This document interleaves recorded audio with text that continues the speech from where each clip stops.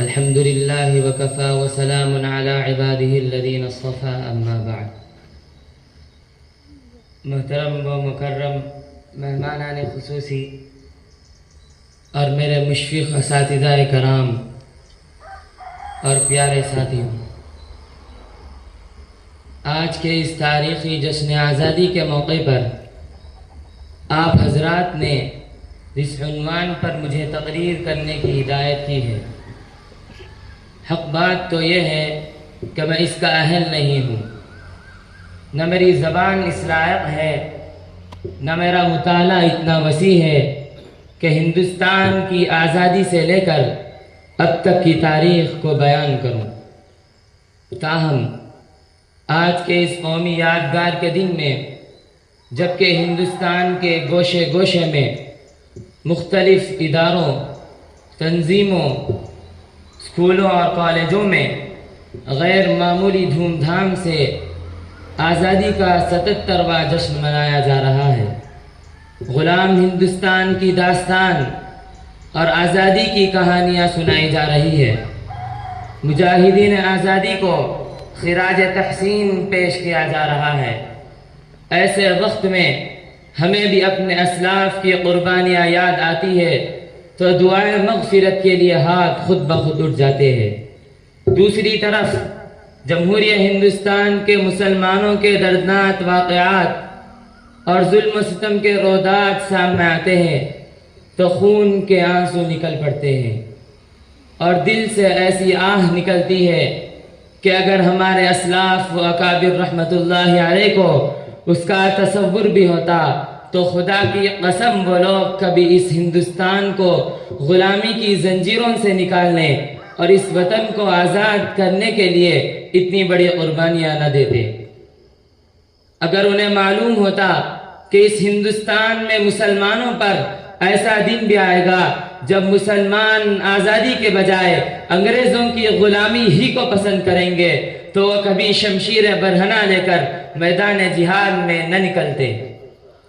انہیں کیا معلوم تھا کہ جس ہندوستان کی آزادی کے لیے بالاکوٹ کی پہاڑیوں پر سید احمد شہید اور شاہ اسماعیل شہید نے جان دی ہے، انہیں کیا معلوم تھا کہ جس ہندوستان کی آزادی کے لیے شاملی کے میدان میں علماء دیوبند توپوں کا نشانہ بنے، انہیں کیا معلوم تھا کہ جس ہندوستان کی آزادی کے لیے شیخ الہند اور شیخ الاسلام رحمۃ اللہ علیہ کو کالا پانی جانا پڑا، انہیں کیا معلوم تھا کہ جس ہندوستان کی آزادی کے لیے صرف 1857 میں 51,000 مسلمان شہید ہوئے، صرف اور صرف 51,000 علماء کرام شہید ہوئے، انہیں کیا معلوم تھا کہ جس ہندوستان کی آزادی کے لیے دہلی کی چاندنی چوک سے خیبر تک کے درختوں پر علماء کے گردنیں لٹکا دیے گئے، انہیں کیا معلوم تھا کہ جس ہندوستان کی آزادی کے لیے علماء کو برہنہ کر کر انگاروں میں ڈالا گیا، اس ہندوستان میں مسلمانوں پر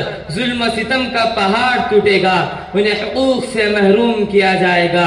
ملت اسلامیہ کے غیور نوجوانوں، آج ملک کو آزاد ہوئے 77 سال ہو چکے ہیں، لیکن اس 77 سال دور آزادی میں ارباب حکومت نے 78 سال ہو چکے ہیں، لیکن اس 78 سال آزادی میں ارباب حکومت نے مسلمانوں کے ساتھ کس طرح غیر مساویانہ رویہ اختیار کیا ہے، ظلم و ستم کے پہاڑ توڑے ہیں۔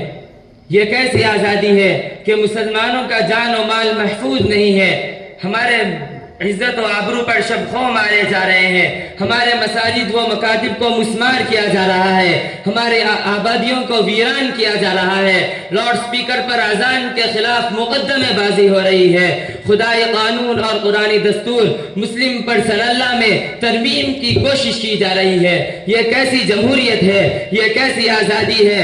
اگر آزادی اسی کا نام ہے تو ہم ایسے آزادی کے طلبگار نہیں ہیں، ایسے آزادی پر تو ہم کل بھی لات مارتے تھے، آج بھی لات مارتے ہیں۔ نوجوان دوستو، کیا یہ جمہوریت کا خون نہیں ہے؟ کیا یہ سیکولرزم کا مذاق نہیں ہے؟ کیا یہ دستور آزادی کی خلاف ورزی نہیں ہے کہ جمہوری ملک میں کسی کے مذہبی معاملات میں مداخلت کی جائے؟ آج اس آزاد ہندوستان میں یہی ہو رہا ہے۔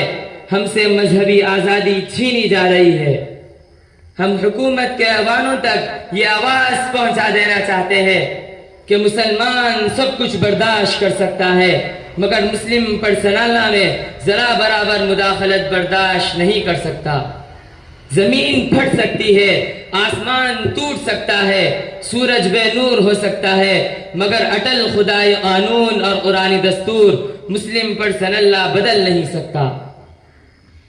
ہے قول محمد قول خدا، فرمان نہ بدلا جائے گا۔ ہے قول محمد قول خدا، فرمان نہ بدلا جائے گا۔ بدلے گا زمانہ لاکھ مگر قرآن نہ بدلا جائے گا۔ معزز سامعین کرام، یہ ایک ناقابل انکار واقعہ ہے کہ ہندوستان کو مسلمانوں ہی نے آزادی سے سرفراز کیا ہے۔